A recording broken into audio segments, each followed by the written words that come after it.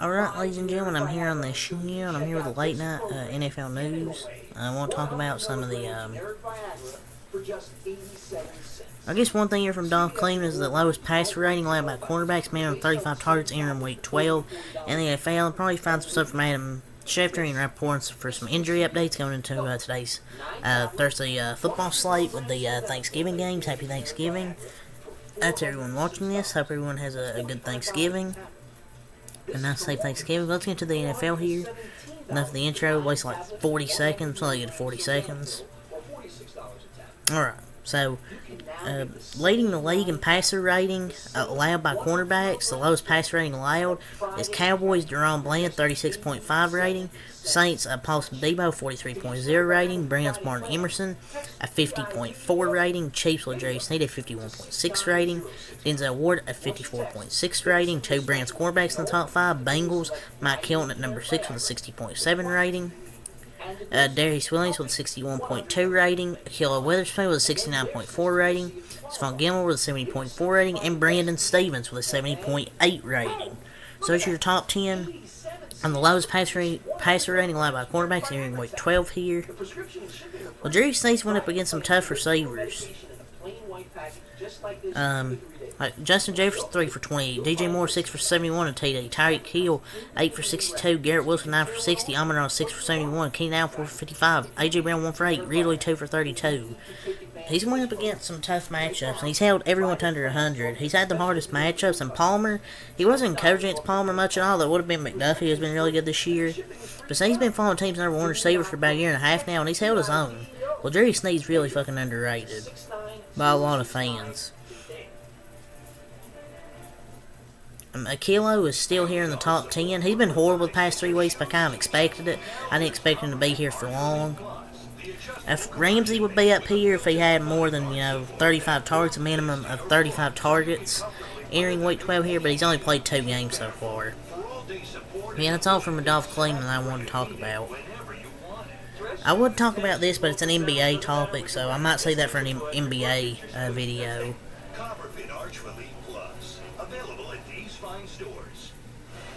Let's get to Mr. Shefty. Mr. Shefty. There's no news here from Adam Schefter. So let's get to Ian Rappaport, see if we have any news from him.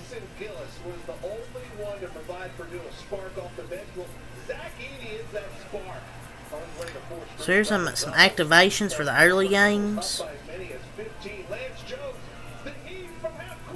Dallas Sheldrick Redwine, defensive back Miami from the practice squad, center elevation. Detroit, Quentin Bohanna, defensive tackle for Kentucky from the practice squad, center elevation.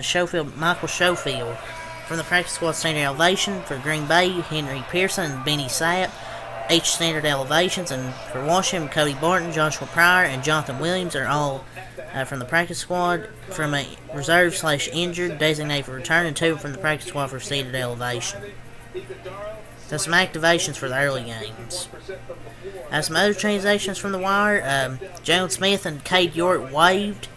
So, Cowboys legend Jalen Smith just being passed around like a blunt.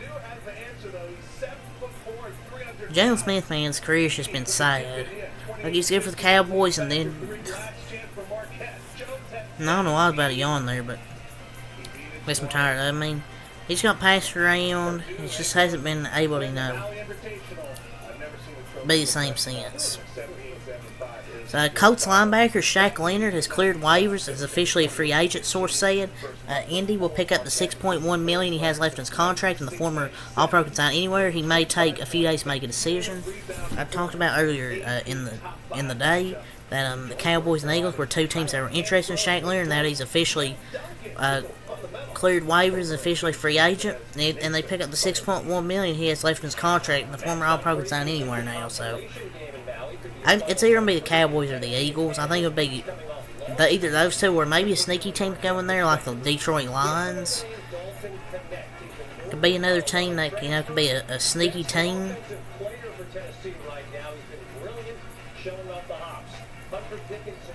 Which I think could happen. Kansas led by 3, but Santiago Vescovi went for 21, and if Rick Barnes can get So, yesterday, Mark Andrews underwent surgery on his ankle in Charlotte with specialist Robert Anderson doing the procedure, sources say. Andrews is likely out for the year, though as John Harbaugh said, there's a chance he could return if Baltimore makes a deep playoff run. So praise for a speedy recovery, and the timeline is dependent on several factors, including the extent ligaments needing, repair. And there's a chance maybe he could return. Maybe if they make a deep playoff run, like it said here. But I don't know. I just don't know if it'll happen.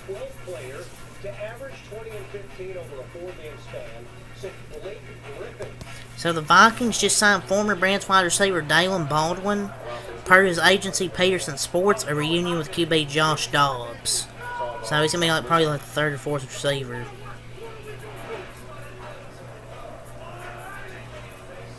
So we got some roster moves from the wire.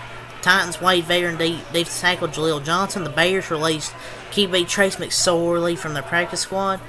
Trace McSorley, throw it on a dime. Like I ain't even tried, just a kid from Briarwood. They know I'm wearing number 9. Yeah, remember him? He just got released from the Bear practice squad.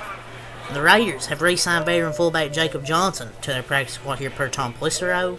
You say Trace McSorley, buddy? This will never get old. It's the Trace McSorley song. Flip the Happy Valley. Bears and Cardinals and Ravens legend Trace McSorley. Cowboys, CeeDee Lamb yesterday was a full participant in practice. He's on track to play Thanksgiving versus Washington today. The Chargers are placing linebacker Tanner Muse on injured reserve because of his knee sprain and promoting linebacker Blake Lynch from the practice squad per sources. Muse should be able to return this season, but he'll miss at least 4 games. So he'll miss at least 4 games. Tomlin says he didn't consult with GM Oman Khan or ownership before making a decision before, firing Matt Candy. Said it was mine and mine alone. Tomlin was like, we do not care about you. We do not care. He's never fired anyone mid-season before. He doesn't know what the proper procedures are in these situations. That was their first big firing in a decade. So no official announcement, but Tom Pelissero said his understanding is that the hashtag Steelers are expected to have running back coach Eddie Faulkner take over as offensive coordinator, with QB coach Mike Sullivan handling play calling duties. Oh boy, that sounds like a disaster coming. That sounds like a disaster coming for them.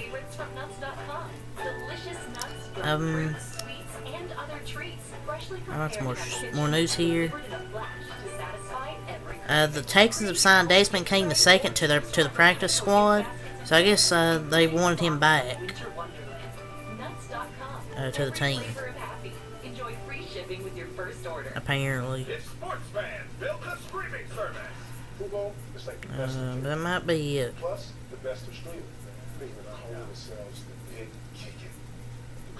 Yeah, that's it. So until next time, Peace.